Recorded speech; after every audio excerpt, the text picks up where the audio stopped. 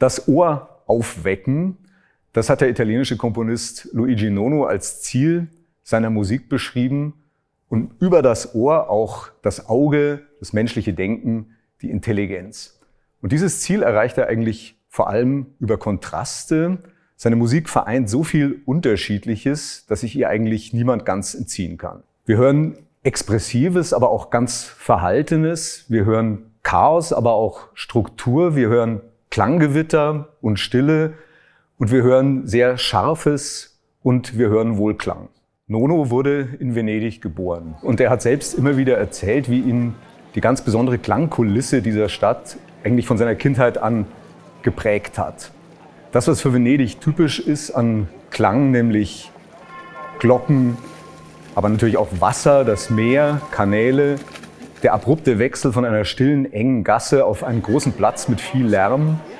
All das hat Nono stark geprägt und hat ihn gelehrt, dass man die Wirklichkeit am besten über das Ohr erfassen kann. Komponieren hieß deshalb für Nono eigentlich vor allem, die Welt über Klänge zu erschließen. In Nonos Kompositionen wird aber weder die Wirklichkeit musikalisch verklärt, noch hangelt sich die Musik irgendwie beschreibend an der Realität entlang. Das heißt, es geht eigentlich eher um zwei Enden einer Skala. Am einen Ende die Realität, am anderen Ende sozusagen die künstlerische Abstraktion der Realität. Und diese beiden Pole biegt Nono gewissermaßen zusammen und daraus bezieht seine Musik ihre Spannung. Der Titel der frühen Kantate Il canto sospeso von 1956 zum Beispiel ist doppeldeutig.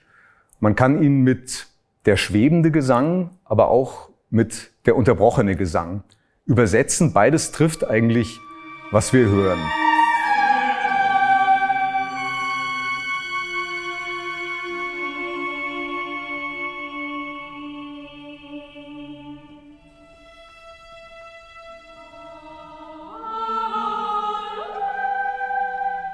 Die Realität, von der Nono hier ausgeht, ist furchtbar. Er verwendet Abschiedsbriefe von Kämpferinnen und Kämpfern aus dem europäischen Widerstand gegen das Naziregime, die zum Tode verurteilt und hingerichtet wurden. In dem Sinne ist es ein unterbrochener Gesang.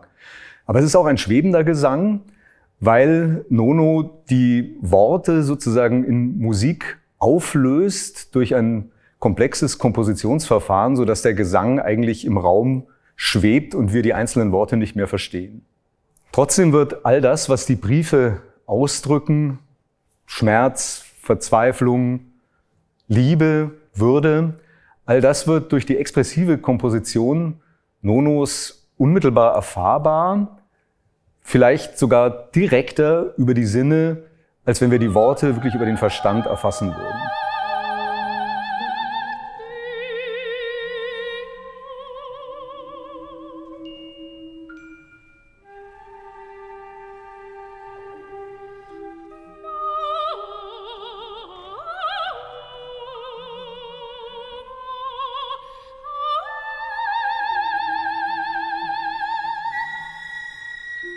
Ganz ähnlich arbeitet Nono auch, wenn er aufgenommene Klänge mit elektronischen Mitteln verfremdet.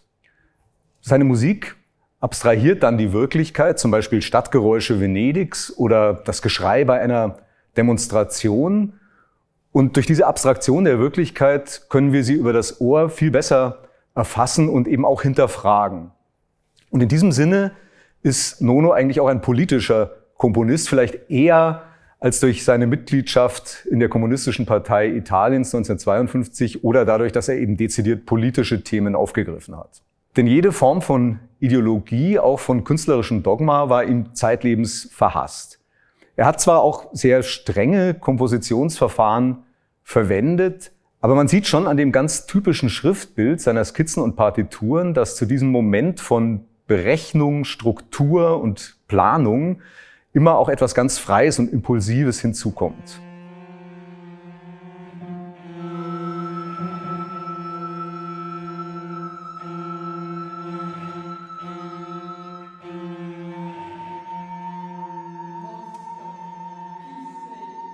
In den 1980er Jahren wandte sich Nono dann einer ganz zerbrechlichen, irgendwie nach Klängen tastenden Musiksprache zu.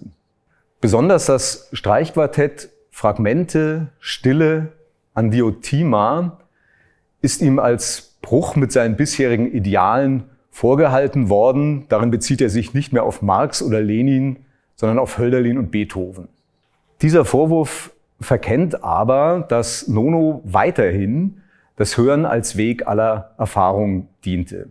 Hierin blieb er sich eigentlich ganz treu, auch wenn vielleicht am Schluss das Hören eher ein in sich hineinhören ist. Aber was er dort hörte, hat er weiterhin zu einer ganz individuellen Klangsprache gestaltet, in der sich nun stille und sehr individuelle Klangereignisse abwechseln.